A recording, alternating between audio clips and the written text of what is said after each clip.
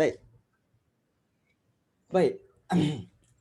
Kamu kena tahu bahawa dalam sejarah, paper sejarah ada dua bahagian kertas dua. Kertas dua ada dua bahagian iaitu bahagian A dengan bahagian B.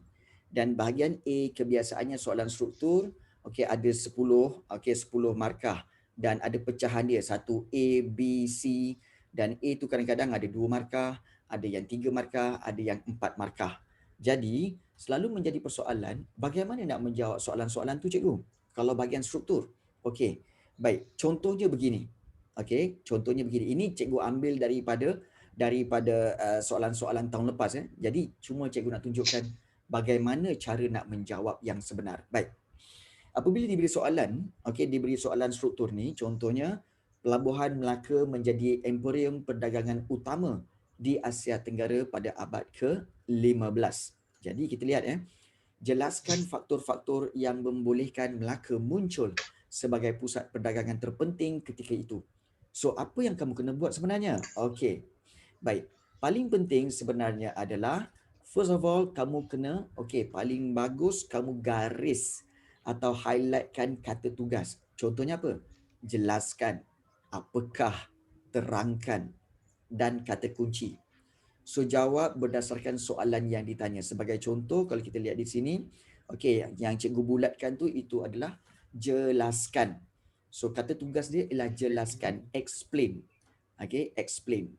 Jadi kalau nak explain tu bermakna kamu kena buat huraian. Dan di sini kita lihat kata tugas dia, kata kunci dia iaitu faktor-faktor. Faktor-faktor ni maksudnya apa? Punca-punca, sebab-sebab. So itu paling penting. Kamu kena berikan maknanya di sini soalan ini bertanya tentang apa tahu? Kehendak soalan ini iaitu terangkan sebab-sebab Melaka menjadi pusat perdagangan. Okey, dah tahu dah kehendak soalan. Terangkan sebab-sebab Melaka menjadi pusat perdagangan. Baik. Kemudian perkara kedua yang paling penting kamu kena tengok iaitu peruntukan markah. Berapa markah diberi untuk soalan ini? So, kalau kamu lihat peruntukan markah adalah sebanyak 2 soalan. Okey, untuk garis keywords. Ya, sebenarnya boleh. Sebenarnya boleh. Memang boleh. Tapi tak penting pun. Kamu boleh garis guna highlighter ataupun guna kamu underlinekan. Okey, gunakan pen pun boleh. Okey. Baik, 2 markah. Okey, peruntukan markah ialah 2 markah. So 2 markah ni macam mana nak buat? Iaitu kamu hanya perlukan untuk 2 markah ini iaitu kamu perlu satu isi atau satu huraian. Satu isi dan satu huraian. Maknanya satu fakta, satu huraian. So 2 markah. Ataupun cara yang satu lagi iaitu kedua-duanya adalah fakta. Dua-duanya isi maknanya dua-dua fakta. Jadi itu cara yang lebih baik untuk mendapat 2 markah. So, kalau untuk mendapat 2 markah bagi soalan ini macam mana? Okey, kita lihat Kalau nak jawab selalunya pelajar akan pening apa tahu? Cikgu, macam nak mula ayat Macam mana nak mula ayat? Ya betul. Ya betul Afif. Okey. Okey, mulakan ayat jawapan dengan ayat dari soalan. Ingat sejarah ayat ayat dari soalan tu lah. Ayat soalan tu. Ingat bahawa jangan buat point. Ingat soalan sejarah jangan buat point. No. Jangan. Okey, jangan. Okey, sebaik-baiknya buat ayat yang sempurna. Mulakan ayat jawapan dengan ayat dari soalan iaitu faktor-faktor yang membolehkan Melaka muncul sebagai pusat perdagangan. So ambil yang itu dulu. So kalau kita buat kat sini, okey, kita tengok So faktor-faktor yang membolehkan Melaka muncul sebagai pusat perdagangan. Okey, adalah lokasinya yang sangat strategik. Baik, lokasi yang sangat strategik itu dah satu markah. Itu dah satu markah. Okey. Kemudian kamu huraikan pula. Okey, ini huraian. Melaka terletak di tengah laluan perdagangan antara China dan India yang membolehkan pedagang singgah untuk berniaga dan bertukar barang. So ini berapa? Dah 2 markah. Cukup tak? Cukup. Itu je. Very simple. Maknanya ada satu fakta, satu huraian. Itu pun cukup. Kalau kamu ada 2 fakta, boleh berikan dua-dua lah. Tak perlukan huraian. Okey, yang penting jawab berdasarkan peruntukan markah.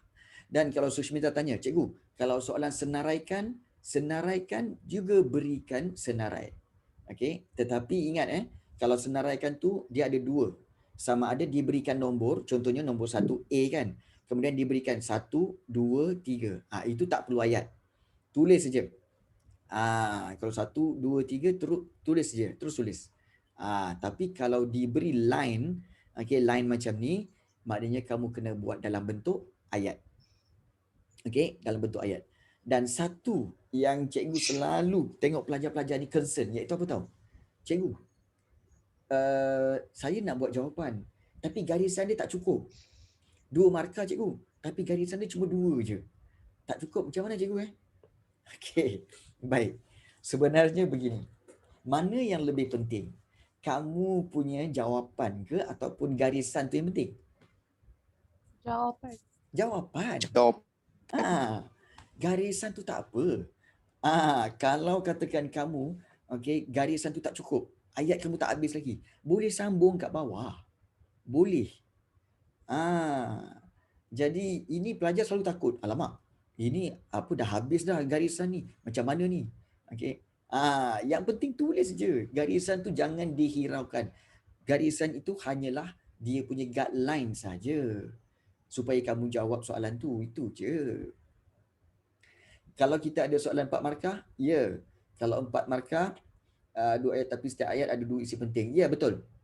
Kalau 4 markah, 1 isi, 1 huraian. Kemudian 1 isi lagi, 1 huraian. So 4. Cikgu, ya. nak tanya. Kalau soalan 2 markah ni, biasanya kena bagi 2 isi saja cukup. Tapi selalu saya nampak orang kan, selalu bagi macam lebih daripada 1 untuk backup. So itu kes macam mana tu? Baik. Kes untuk backup tu dia ada 2 perkara. Sama ada yang pertama, dia berharap kalau ada fakta yang salah, so dia akan dia berharap bahawa cikgu tu akan ambil fakta yang betul, yang salah tu akan ditolak. So mungkin dia akan dapat markah. Dapat markah yang diperuntukkan 2 markah juga. Tetapi perkara yang kedua ialah sebenarnya tindakan dia itu betul kata Hani Sofia, iaitu buang masa. So ingat, satu cara yang baik iaitu apa? Ingat tak apa cikgu cakap, iaitu apa? Gunakan teknik KISS. Apa itu KISS? Keep it simple, stupid. Maknanya apa? Keep it simple, look like stupid, tetapi kita dapat markah. Dan dapat markah penuh. Itu yang kita nak. Kita tak payah ayat berjela-jela panjang-panjang apa semua, tapi dapat markah 2 je. Kan? Okey, baik cikgu. Yes. So keep it simple. Cikgu. Yeah. Contoh kan kalau kita tulis like karangan dia ada 8 markah, 6 markah kan. So we have to, sebab kita nak tulis dalam bentuk essay tu, kita kena ada like the penanda wacana untuk setiap isi tu kan. So like contoh kalau we run out of penanda wacana, nak guna boleh guna yang sama tak? Sebab tu yang saya takut. I always have to force myself not BM at least. No, sebab ini bukan BM. Ini bukan BM. Ya, sebab tu.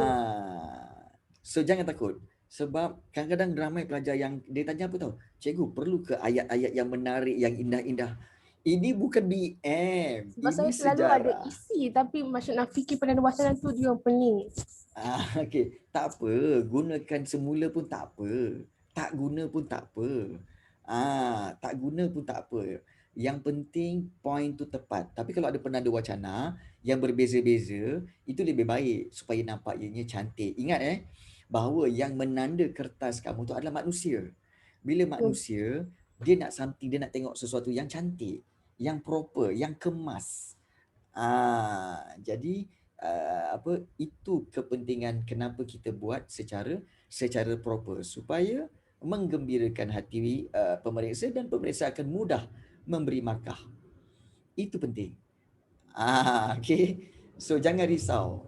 Jangan risau. Okey, sejarah dia tak ada format tertentu yang mesti kamu ikuti seperti BM, tak. Okey. Baik.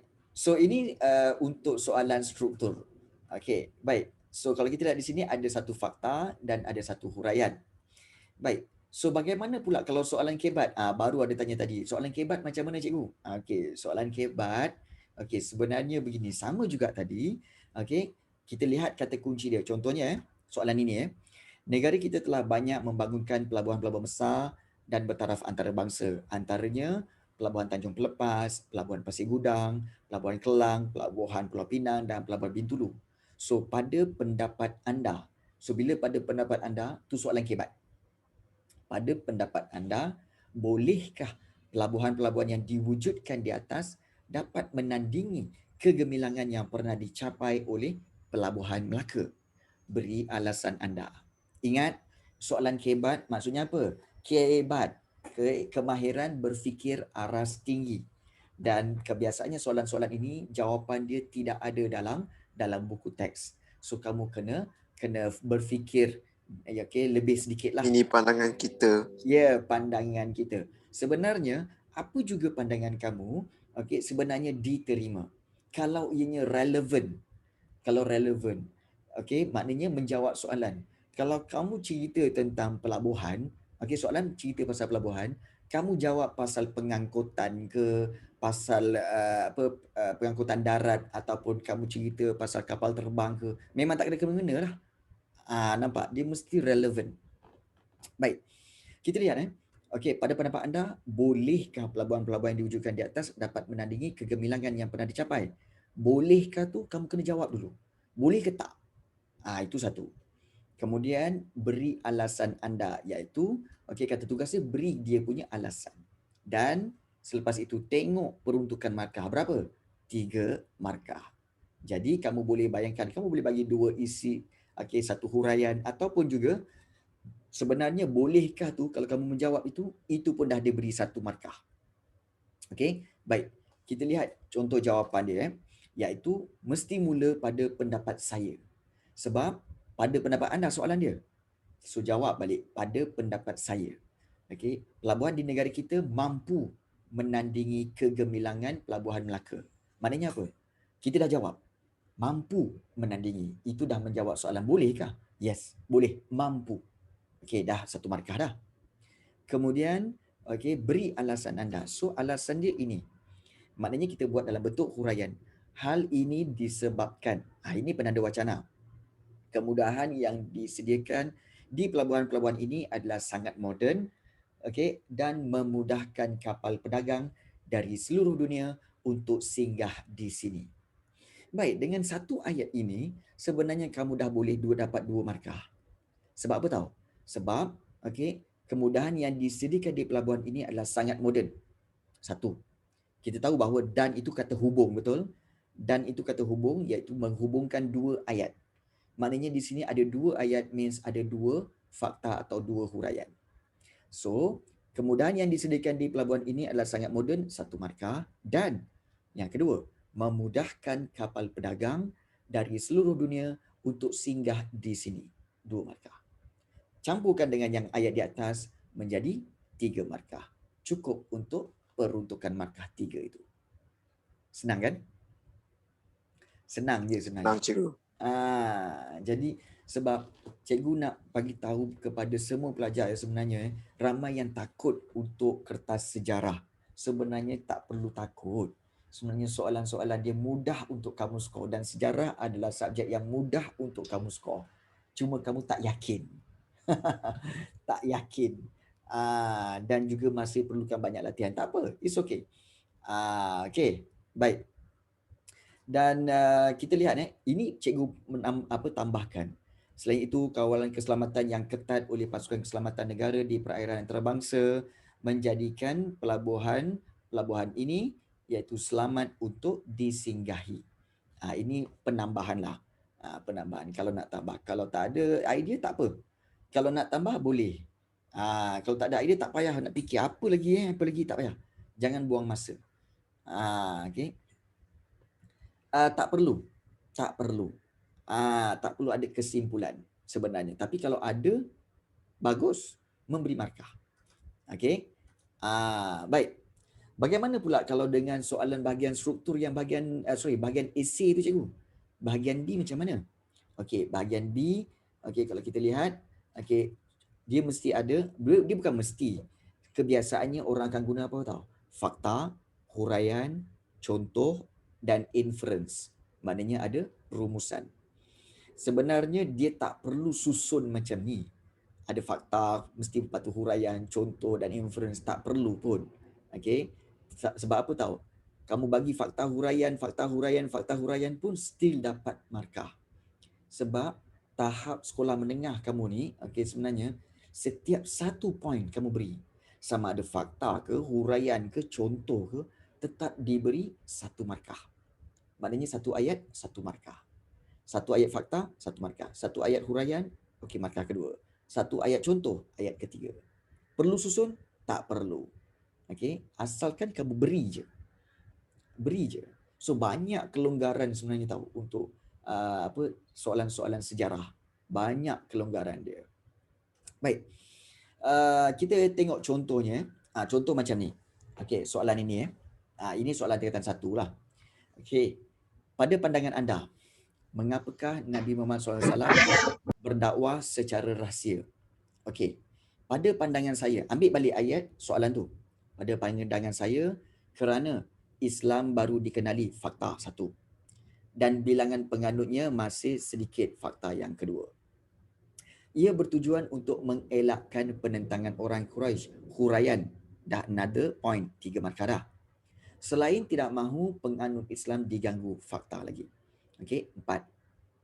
Okey, andainya Islam disebarkan secara terbuka, Nabi bimbang Islam dihancurkan, fakta yang ke seterusnya, dan tidak dapat berkembang, huraiannya. 6 dah. Selain itu, ia merupakan strategi Nabi, okey, untuk menyebarkan Islam. Okey, dan hal demikian menyebabkan agama Islam berkembang dengan pesat. Itu inference, iaitu kesimpulan. Jadi, mungkin menjawab soalan Edina kan, cikgu, perlu ke ada inference atau kesimpulan tu? Tak wajib. Dan kalau kamu lihat macam tadi kan, fakta, huraian, contoh, inference. Kamu tengok contoh jawapan ni, okey, mesti ke disusun dengan fakta, huraian, contoh, inference? Tak. Kamu tengok sini ada fakta, kemudian huraian, kemudian fakta balik. Kemudian fakta, kemudian huraian, kemudian fakta, kemudian huraian. Okey, kemudian baru inference. So perlu ke susun fakta, huraian, contoh, fakta, huraian, contoh? Tak. So, maksudnya boleh mixed up lah semua. Yes. Dan kalau sebaik-baiknya macam jawapan ini kalau kamu tengok dia ada perenggan. Selepas ayat yang kedua buat perenggan yang kedua. Kerana apa nak perenggan? Supaya guru-guru kamu mudah untuk menanda dan memberikan markah. Just bayangkan kalau semua itu dibuat dalam satu perenggan, dia kena cari. Mana pula fakta ni? Pak, okey, huraian, pak, dia cari. So, okey, menyusahkan dia. Dia kena geling. Lama-lama dia geling. Nampak? So, kalau katakan kamu buat perenggan macam ni, dia akan geling sikit je, kemudian dia turun ke bawah. Dia turun ke bawah. Maknanya apa? Dia banyak yang setuju dengan kamu. Bagus budak ni. Nampak tak? Okey. So, dia banyak turunkan kepala berbanding dia geling-gelingkan kepala. Nampak tak? So, ini cara.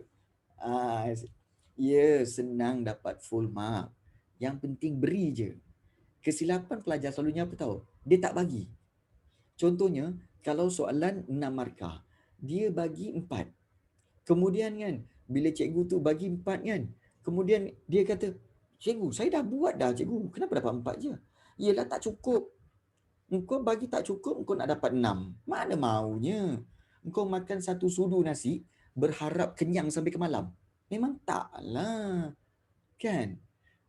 Jadi kena makan portion nasi yang cukup dengan lauknya yang cukup. Barulah boleh bertahan sampai ke malam.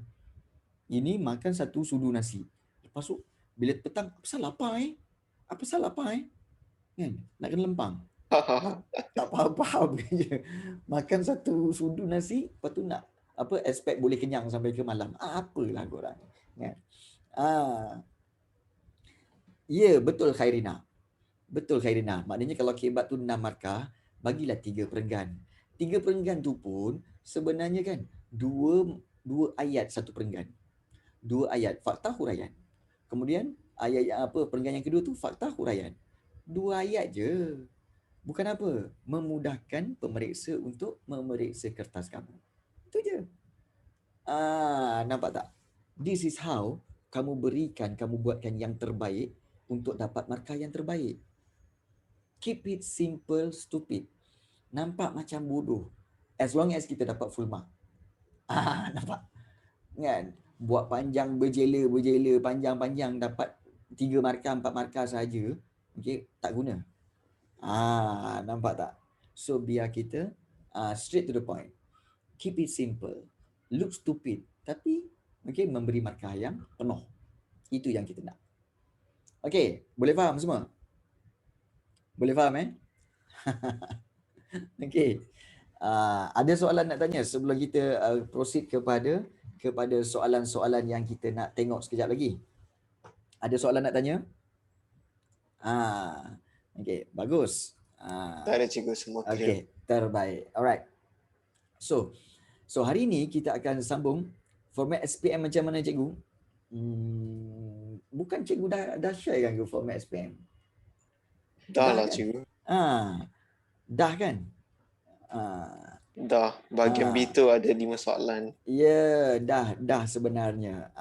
Itulah terlepas. Tak masuk kelas lah tu. Nampak sangat Afif tak masuk kelas. Tu gimana Afif? Itulah. Cik mengorat aja kerja kamu. Lain kali jangan mengorat.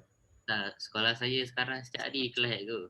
I see. Okay. Baik, tak apa. Cikgu faham. Okay, tak apa. Alright, so kita akan lihat kepada bab ini iaitu ancaman komunis dan pengisytiharan darurat. Kita telah pun bincangkan untuk beberapa kelas sebelum ini. So hari ini kita nak buat latihan sahaja. Hari ini latihan saja dan kita buat latihan bersama-sama. Bersama-sama. So jangan risau. Ini bila latihan je kan. Aduh, habislah. Jangan risau. Baik. Sebenarnya soalan ini pun yang cikgu berikan pun sebenarnya dah ada. Di bahagian belakang tu sudah ada dia punya skema jawapan. Dah ada skema jawapan. Dah ada skema jawapan. Cuma bagaimana untuk membuat ayat. Dan sengaja cikgu berikan skema jawapan ini sebab apa tahu? Supaya memudahkan kamu untuk menjawab. Ingat, cikgu bukan nak kamu menjawab berikan fakta saja, tapi bina jawapan tu.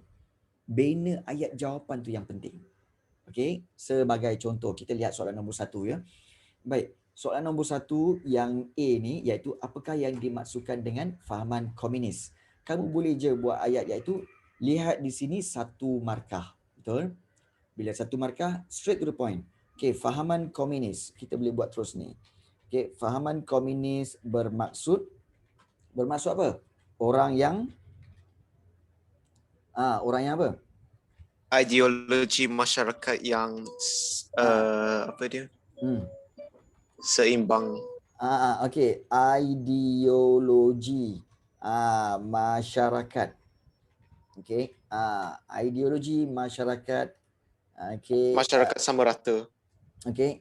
Masyarakat yang sama rata. Dan setaraf. Boleh juga setaraf. Ada lagi nak tambah ke?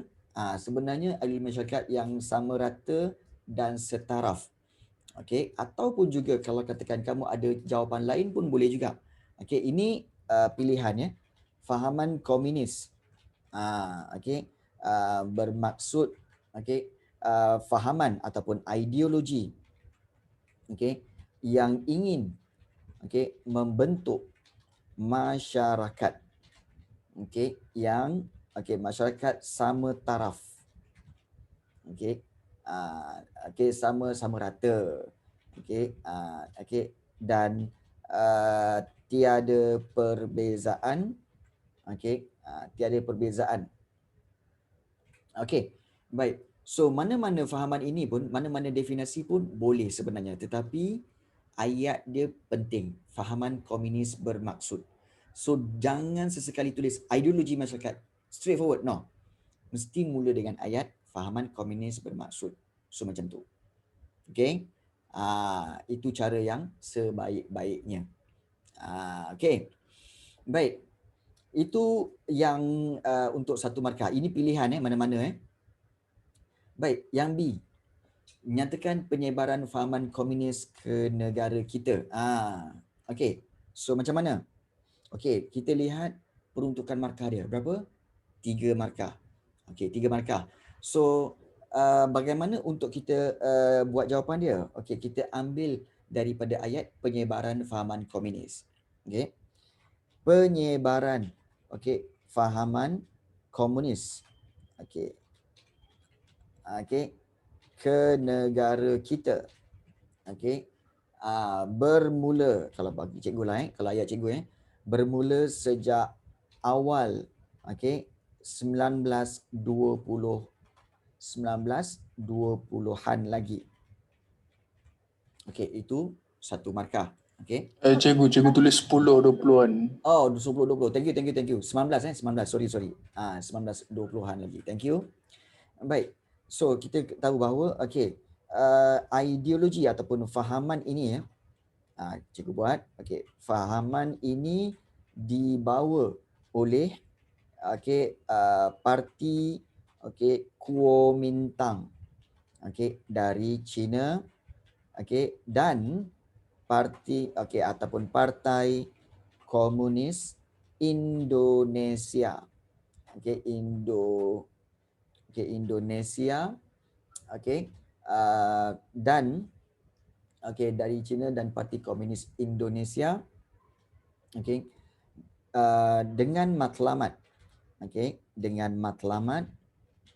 ingin menubuhkan republik negara republik komunis di tanah Melayu. Baik. Kalau begini Kuomintang Dia hilang. Yeah. Alright. So, dengan ayat yang cikgu bina ini berapa markah agaknya? Berapa markah? 2 kot. Okey, di sini baru 2 markah. So, berikan satu lagi point. Okey. Okey. So satu lagi poin yang cikgu rasa ianya patut kamu masukkan iaitu seterusnya penyebaran ideologi ataupun fahaman ini diteruskan dengan penubuhan apa? Parti Komunis Malaya. Yes, Komunis Malaya iaitu PKM. Okay. So ini cukup. Cikgu. Ya. Saya ada satu poin. Okay. Iaitu apa dia? Ideologi komunis disebarkan melalui kekerasan dan paksaan. Yes, pun boleh juga.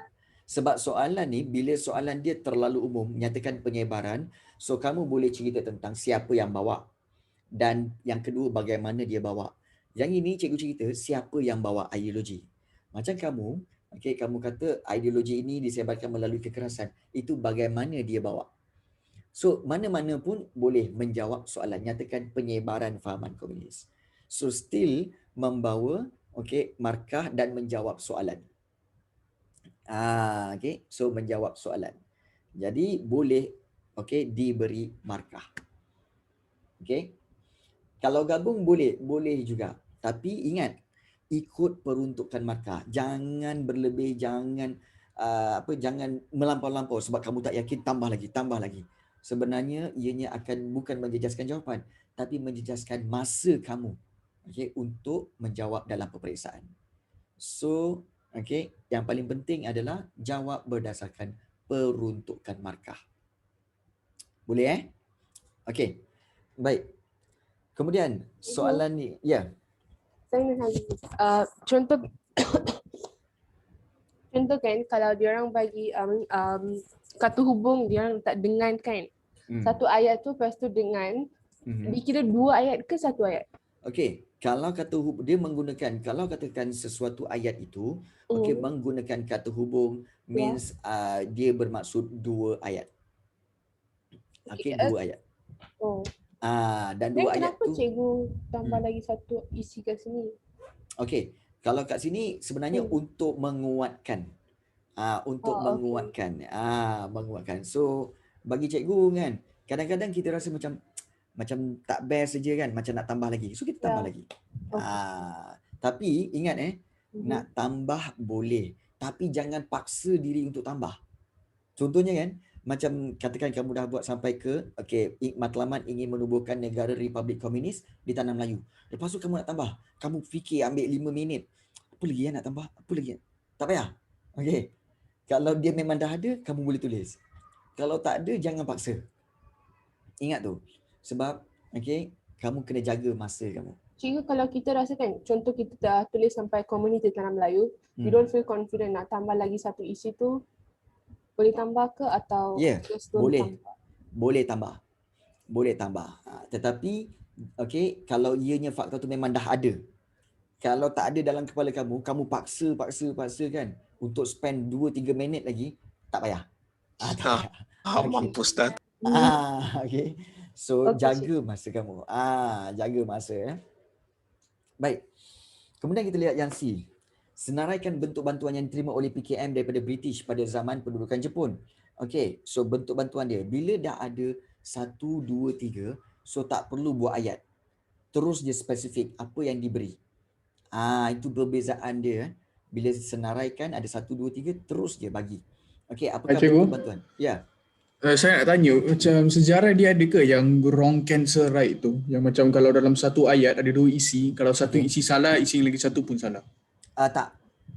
Okey. Ada? Tak ada. Tetapi yang penting dia menjawab soalan. Kalau katakan ayat yang pertama tu tak menjawab soalan, tapi ayat kedua tu menjawab soalan, ayat kedua tu diberi markah. Ayat yang pertama tu tidak. Sebab dia sejarah ni bergantung kepada apa tahu? Kepada fakta dan huraian yang menjawab soalan. Tak menjawab soalan, tak dikira markah. So, sejarah simple. Compare to BM, cikgu tahu kamu akan comparekan dengan BM kan. Kena kalau itu salah, ini pun salah, kemudian kena yes kan. Sebenarnya BM adalah subjek bahasa di mana dia technical. Bila dia technical, kamu kena follow format tu satu-satu. Dan kamu kena follow dia punya format, kemudian dia punya teknik-teknik dia. Jadi BM tu formal, sejarah tu formal. Itu sebenarnya. Sejarah ni tak formal, tetapi yang cantiknya adalah buat macam formal. Buat macam formal, tapi tak perlu sampai kata-kata bombastik siap nak letak peribahasa dalam. Tak payahlah, sejarah tak payah peribahasa. Tak payah. Okey. Kita lihat di sini. Senaraikan bentuk bantuan yang diterima oleh PKM daripada British. Pada zaman pendudukan Jepun. Apakah bantuan yang diterima oleh PKM? Iaitu bantuan apa? Bantuan latihan. Ketenteraan. Kemudian perubatan. Perubatan. Dan satu lagi apa? Bantuan senjata. Bantuan senjata. Ini memang straightforward. Kalau dia ada 1, 2, 3, straightforward jawab. Itu je. Ini soalan kebat. Yang D ni. Pada pendapat anda, mengapakah ideologi komunis sukar diterima oleh orang Melayu? Bila nak jawab, tengok peruntukan markah. 3 markah. Jadi kamu boleh bayangkan, boleh berikan isi sama ada 2 isi, 1 huraian ke, ataupun 3 fakta ke kan, terpulang. Yang penting cukup untuk 3 markah. Baik.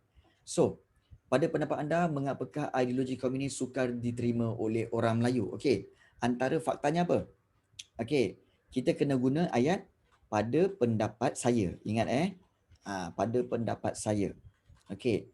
Ideologi komunis sukar diterima oleh orang Melayu. Oleh orang Melayu kerana Kerana kita tahu faktanya apa? Kerana kita tahu, okey, kita tahu yang pertama menggunakan paksaan. Ataupun kaedah kekerasan. Dan satu lagi kita tahu iaitu kita kata tiada hak harta. tiada pemilikan harta. Pemilikan harta. Cikgu, Ya. kalau nak cakap ideologi komunis tidak mementingkan agama, boleh ke? Boleh juga. Tidak mementingkan agama, boleh juga. Mementingkan agama. Baik. Kemudian kamu mungkin pelik, cikgu, kenapa cikgu buat point kat sini?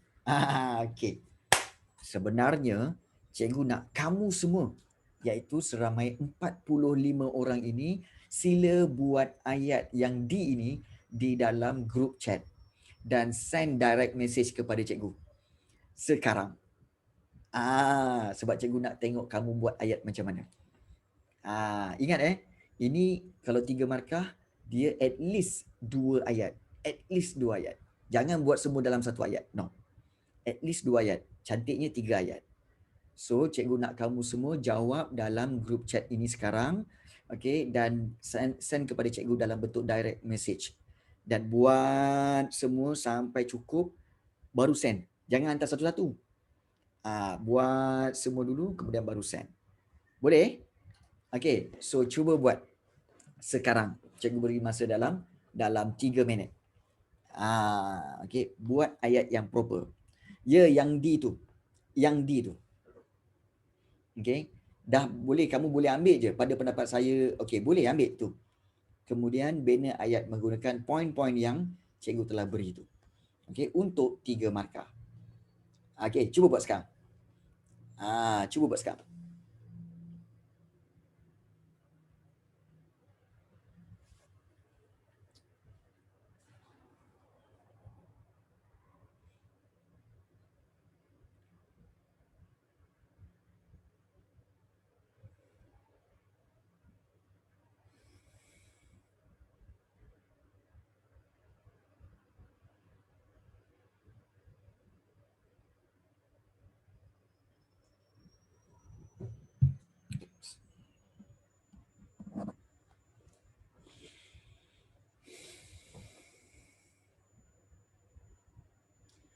Azrina dah hantar. Pada pendapat saya, ideologi komunis suka timur kerana menggunakan kekerasan. Selain itu, ideologi komunis juga tidak mementingkan agama. Akhir sekali, tiada pemilikan harta dalam ideologi komunis ini. Azrina Misaki, 3 markah untuk anda. Terbaik. Terbaik. Sushmita. Suka terima oleh orang Melayu kerana menggunakan. Selain itu, tiada pemilikan harta, tidak mementingkan agama yang suka. Bagus Sushmita, 3 markah untuk kamu. Bagus. Suka terima oleh mereka. Agama. Bagus Dave. Bagus, 3 markah Dave. Terbaik. Nafi Iman.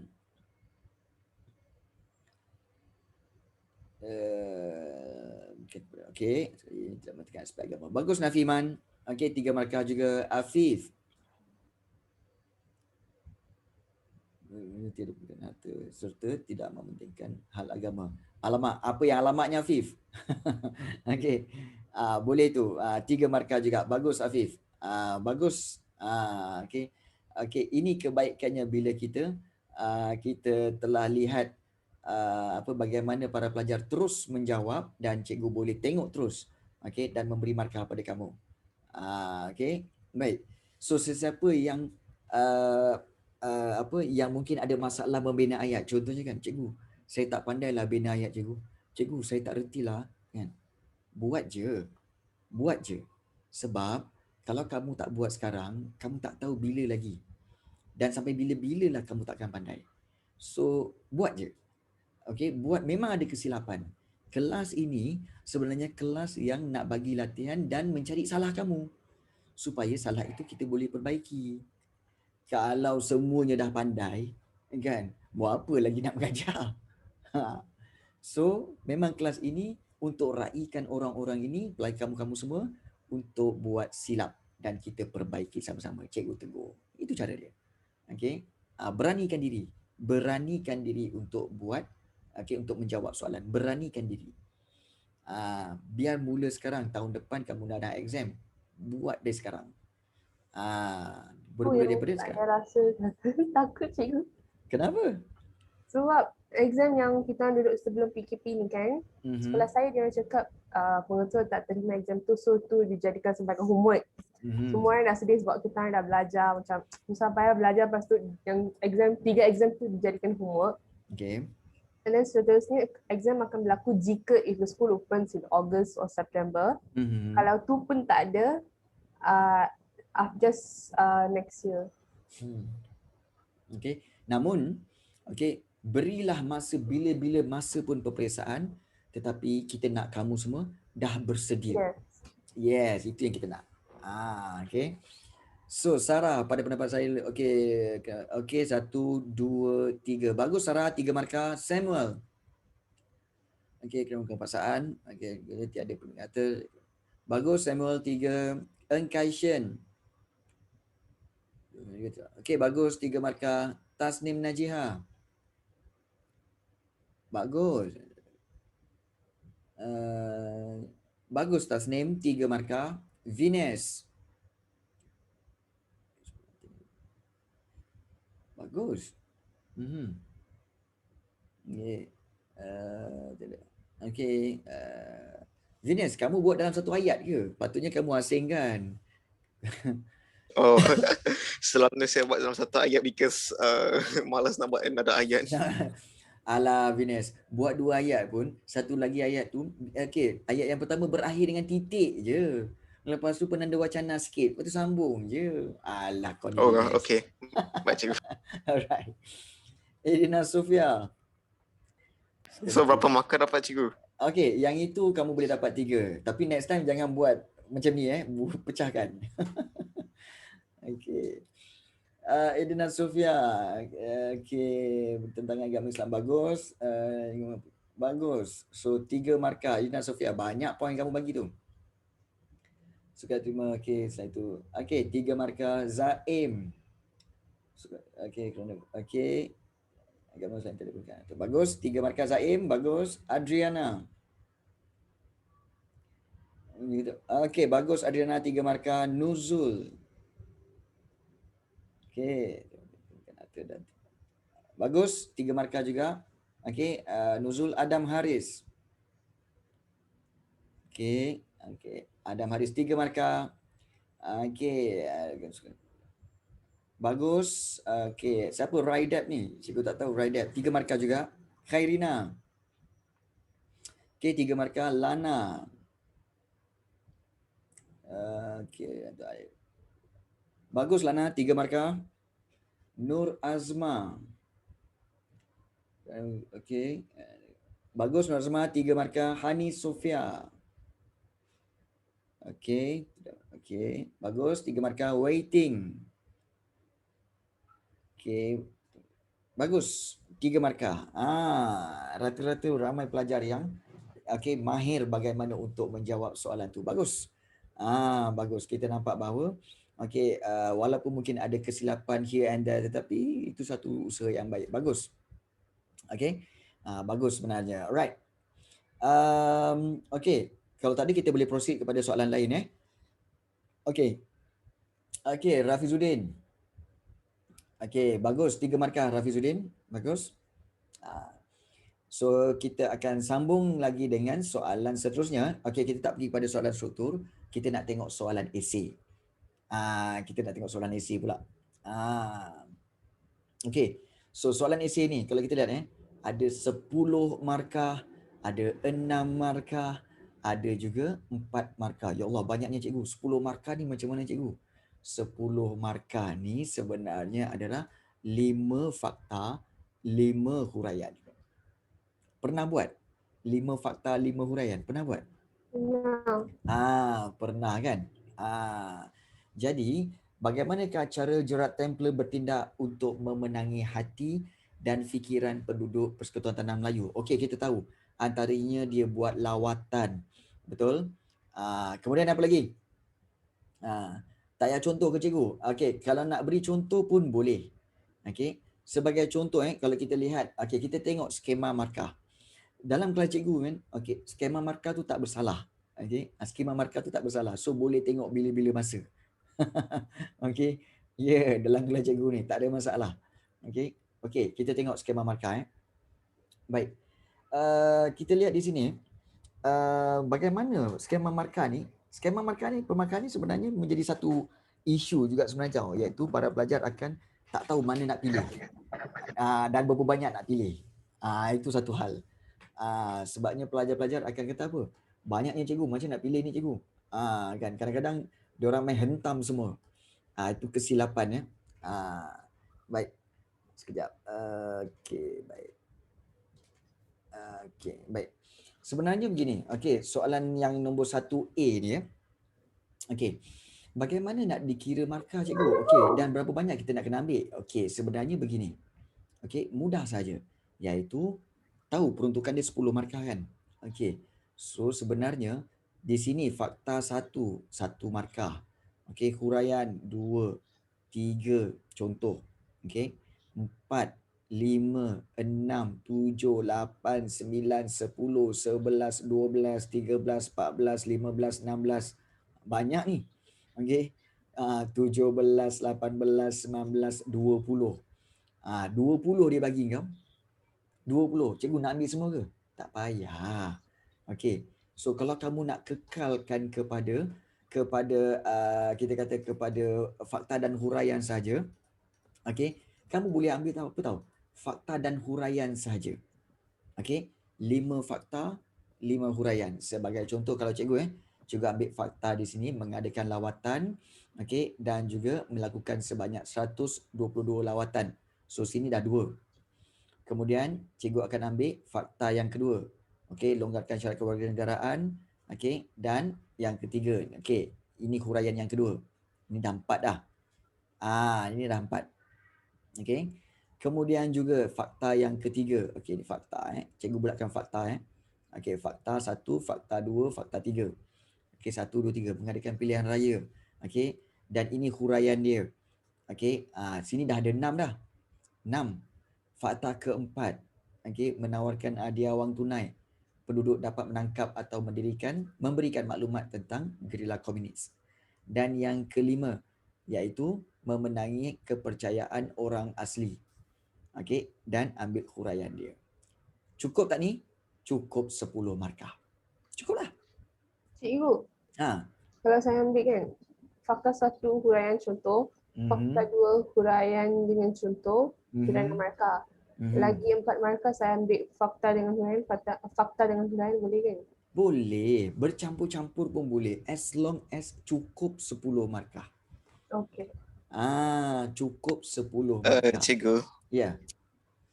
Kalau saya macam boleh hafalkan fakta, maksudnya boleh fahami fakta tersebut, saya boleh macam buat macam ni kan? 7 fakta dengan 3 huraian saja pun dah cukup. Betul. Kalau kamu ingat semua fakta, tapi bagi cikgu sebenarnya, lagi mudah untuk apa tahu, ingat sedikit fakta. Tapi daripada sedikit fakta itu kita boleh buat huraian. Kan daripada fakta tu kita boleh buat huraian. Betul. Betul Nuzul. Cara jawab dia sama macam soalan struktur tadi. Sama. Sama. Cuma perbezaan dia lebih panjang lah. Lebih panjang. Maka boleh bagi fakta. Ya, boleh. Boleh Khairina, boleh. Kalau soalan kebat pun sama. Kalau 3 markah boleh bagi fakta dan contoh ke? Boleh. Boleh. Asalkan cukup untuk 3 markah. Okeylah. Oleh kerana kamu semua dah ada ni kan. Buat pertama kalinya. Cikgu tak pernah buat ni. Tapi buat pertama kalinya kan. Cikgu mohon kamu semua cuba untuk buat satu soalan ni je. Satu soalan ini je. Yang 10 markah tu. Ya, yang 10 markah ini dan buat di dalam group chat. Send kepada cikgu dalam group chat. Kamu boleh pilih mana-mana juga poin, mana-mana juga huraian, mana-mana juga contoh kamu boleh ambil. Nak ikut skema ni pun boleh, tetapi ingat, cikgu nak lihat bagaimana kamu menjawab. Cikgu, Ya. Tolong naikkan kepada soalan cikgu. Okey. Baik. Okey. Soalan dia, okey, kalau kita lihat soalan dia yang ini. Okey. Bagaimana cara jerat Templar bertindak untuk memenangi hati dan fikiran penduduk Persekutuan Tanah Melayu? So, kamu boleh ambil, okey, cara jerat Templar. Cara jerat Templar bertindak untuk memenangi hati dan fikiran penduduk Persekutuan Tanah Melayu adalah adalah. So, sambung dengan adalah. Bertindak. Okey. Baik. Itu cara dia. Dan ya Allah apa tu? Okey. So, kemudian sambung pula dengan ya, mana-mana point kat sini yang kamu boleh ambil. Okey. So, cikgu nak kan? Cikgu rasa ini lagi baik daripada cikgu bagi ini sebagai homework dan confirm-confirmnya kamu tak buat. Betul. Okey. So lebih baik kamu buat sekarang, cikgu boleh tengok, cikgu boleh semak, kamu terus dapat markah. So lepas ni tak ada homework. Senang hati korang. Betul So lebih baik buat. Dan cikgu boleh terus semak. Kamu pun puas hati. Tang mana yang salah, tang mana yang betul. Okey, silakan. Ingat, direct message kepada cikgu ya, jawapan dia. Tak apa, take your time. Cikgu rasa ini mungkin ambil masa dalam 5 hingga 10 minit. It's okay. It's okay. No rushing. Bina ayat sebaik-baik mungkin.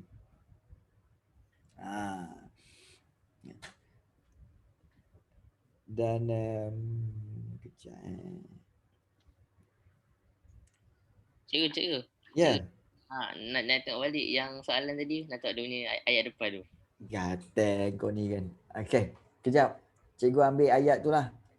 Sekejap. Kau ni kan Fif, ada je kau ni. Okey. Okey, kejap. Yang ini.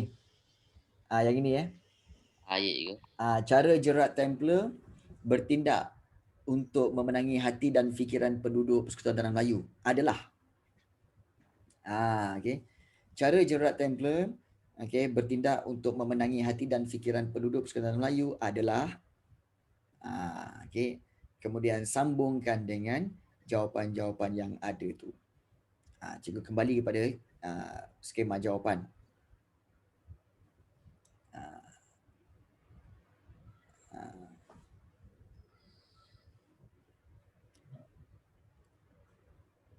Siapa pula ni?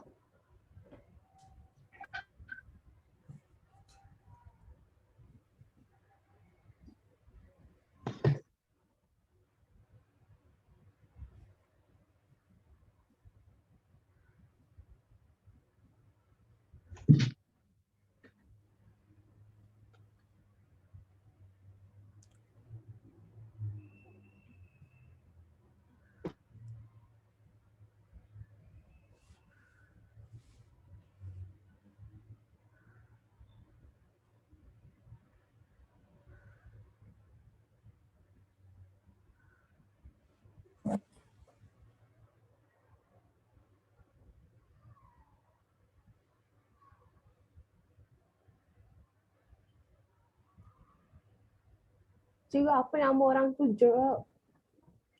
Gerard Templar. Okay. Siapa nama itu orang? Gerard Templar.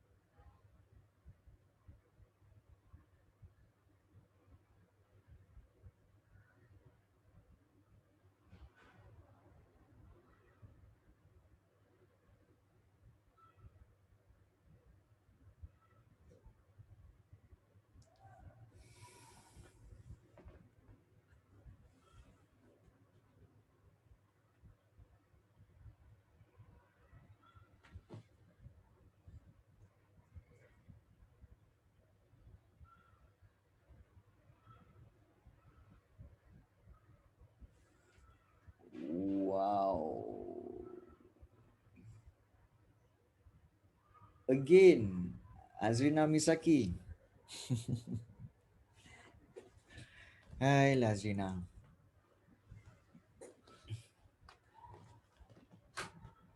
Nanti cikgu singgah air kerum lah ke kita apa lepak-lepak MACD Azrina. Okey, cara Gerard Templar bertindak untuk melayani. Okey, layankan lawatan. Okey, 1, 2. Okey, 3. Okey, 4. 5. 6. 7. 8. 9, 10. Alright. Azrina Misaki, 10 markah untuk kamu. Bagus.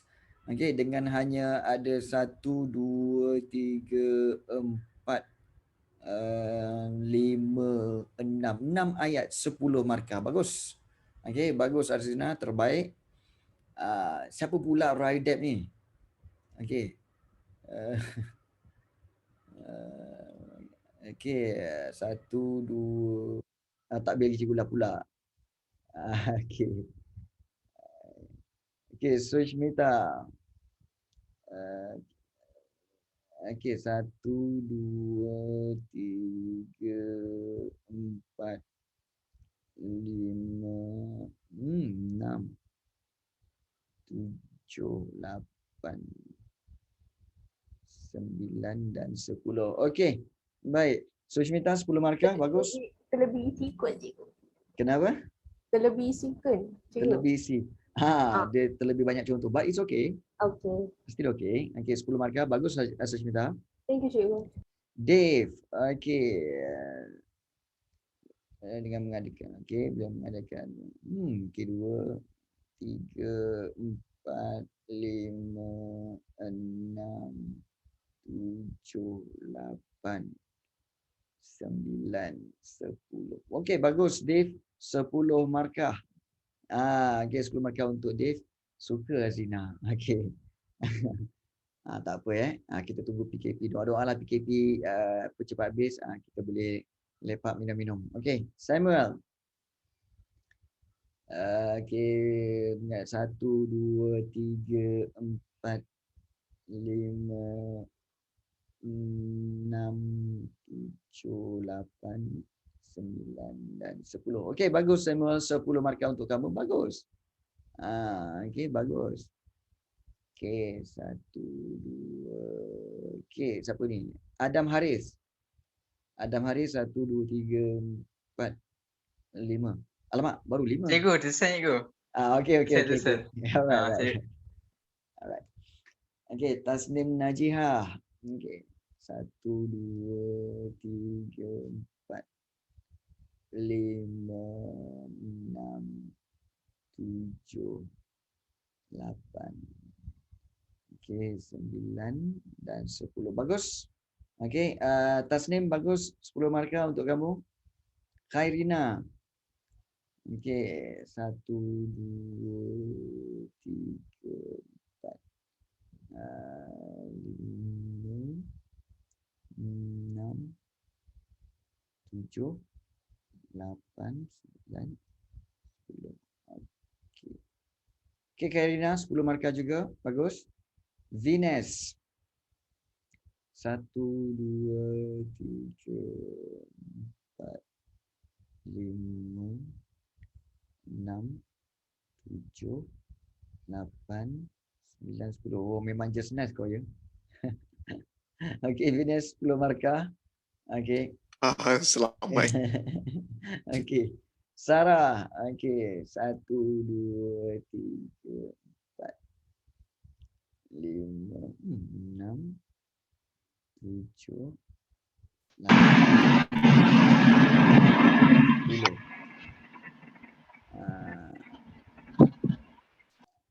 Okey, 10 markah untuk Sarah. Bagus Sarah. Kaishian. Okey, Kaishian 1, 2, 3.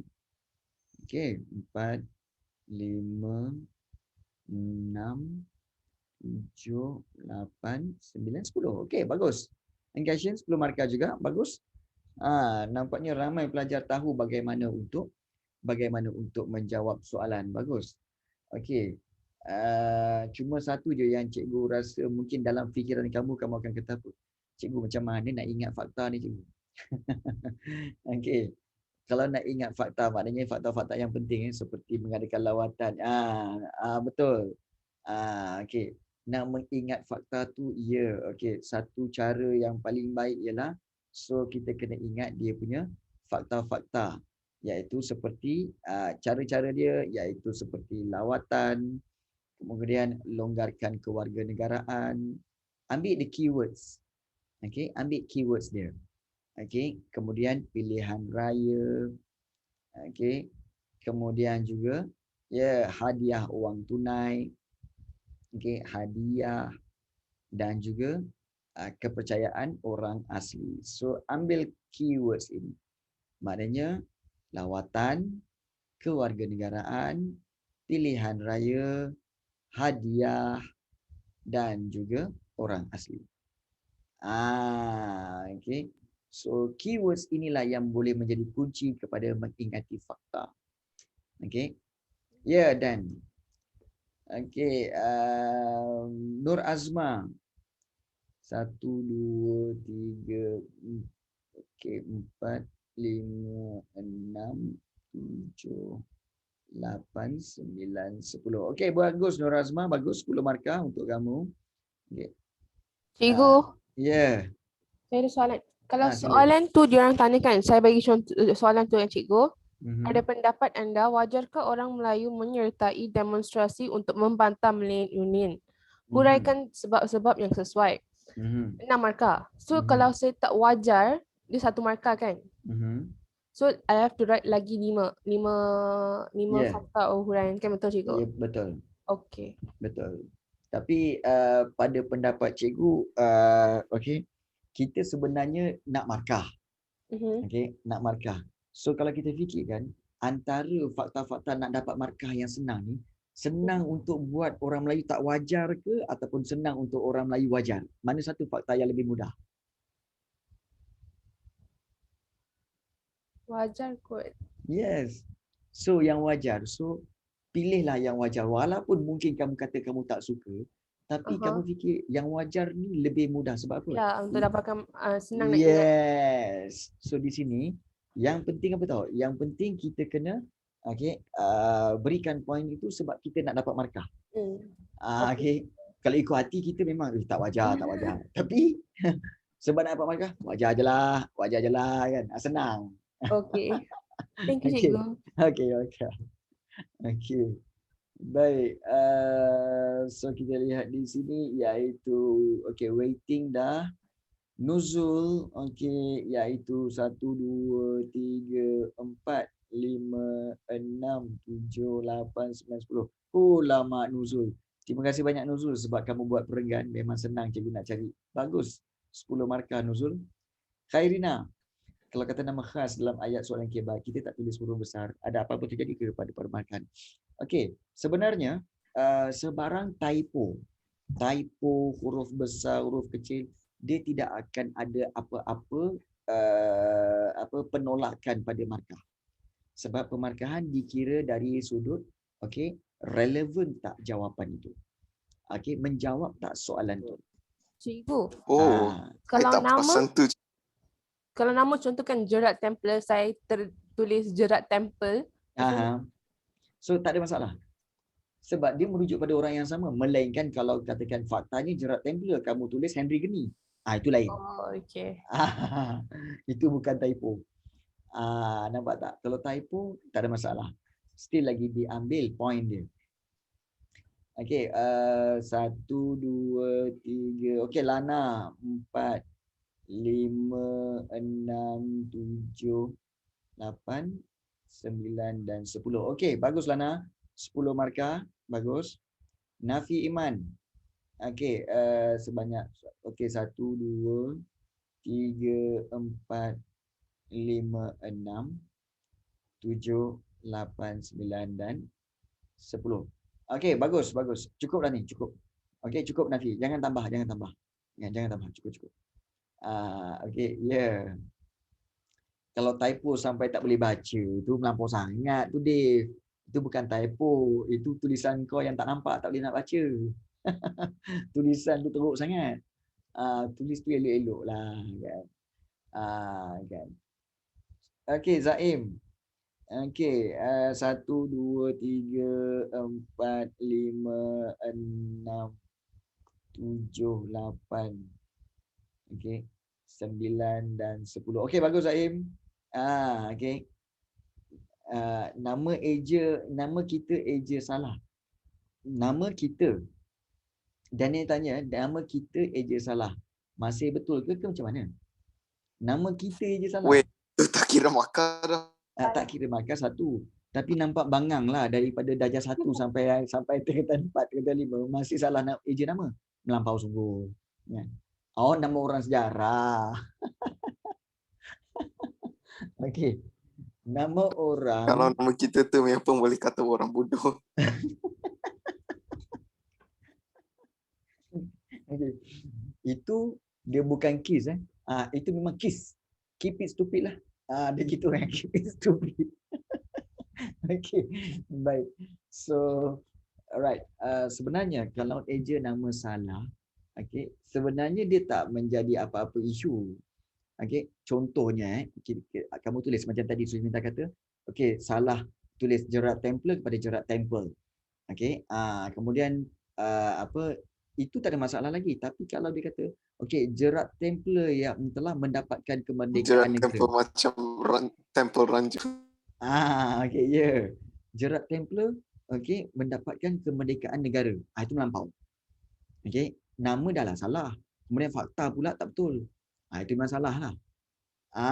Nampak tak? Begitu. Jadi, jawapan itu perlu tepat dan menjawab soalan. Kalau nama orang salah tetapi fakta yang lain betul, sebenarnya itu menyebabkan fakta itu salah. Contoh kita kata sebagai Henry Geni. Okey, Henry Geni telah melakukan perang saraf dengan mengadakan lawatan Henry Geni. So, tindakan betul lah.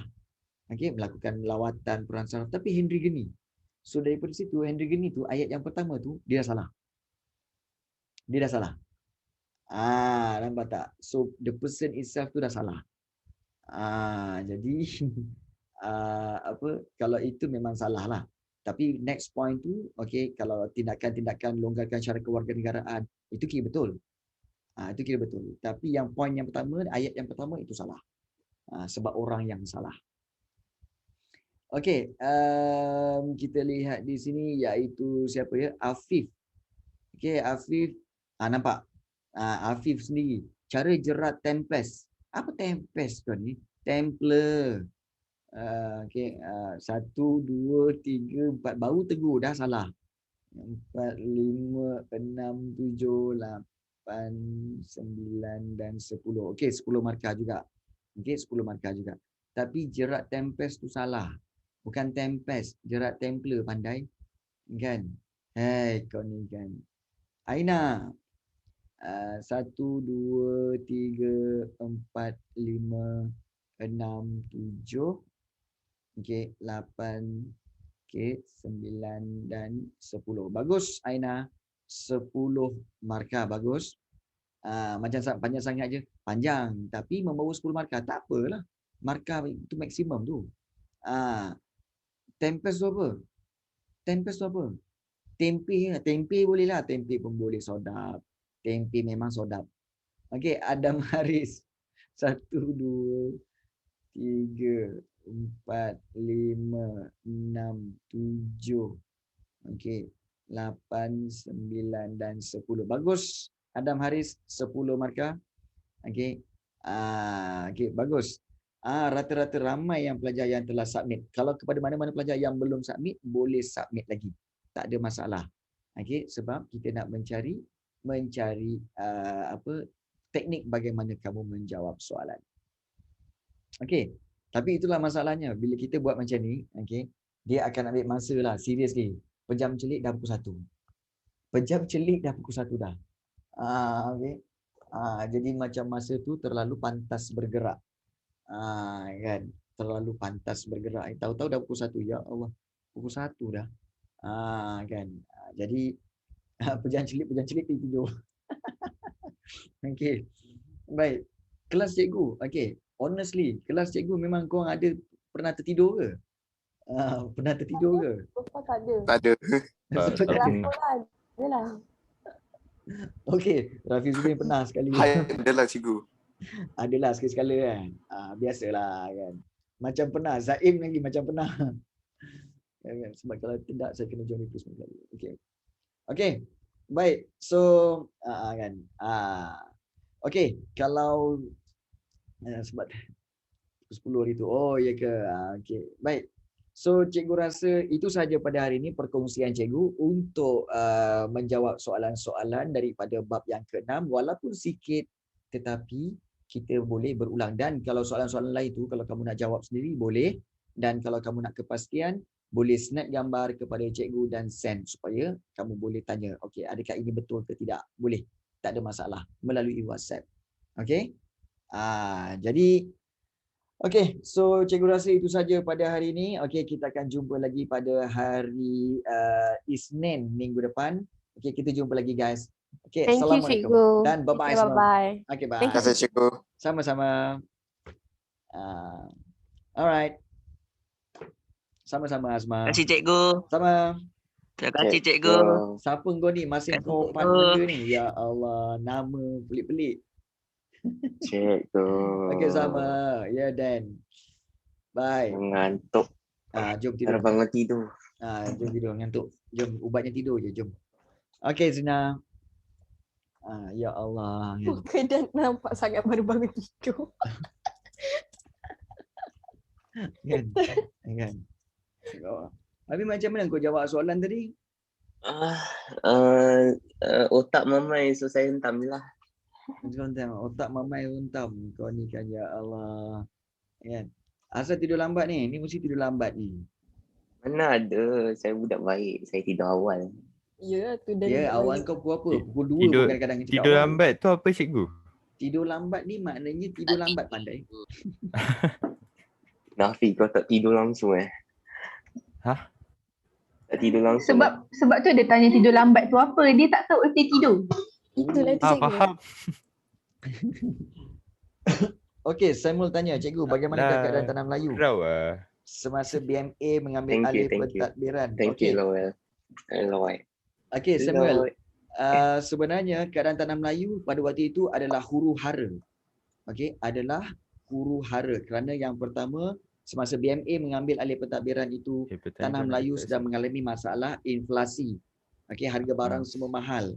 Kemudian juga mengalami masalah iaitu huru hara di mana ada unsur-unsur perkauman di mana tercetusnya rusuhan kaum. Okey, dan pergaduhan. Jadi kesimpulannya tanah Melayu dalam keadaan huru hara semasa BMA mengambil alih pentadbiran. Boleh sama?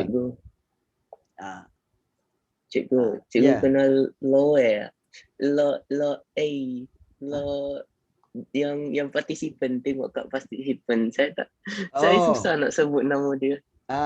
Okey, sama-sama Samuel. Okey. Lui itu sebenarnya adalah Nurin. ni kan? Nurin kan?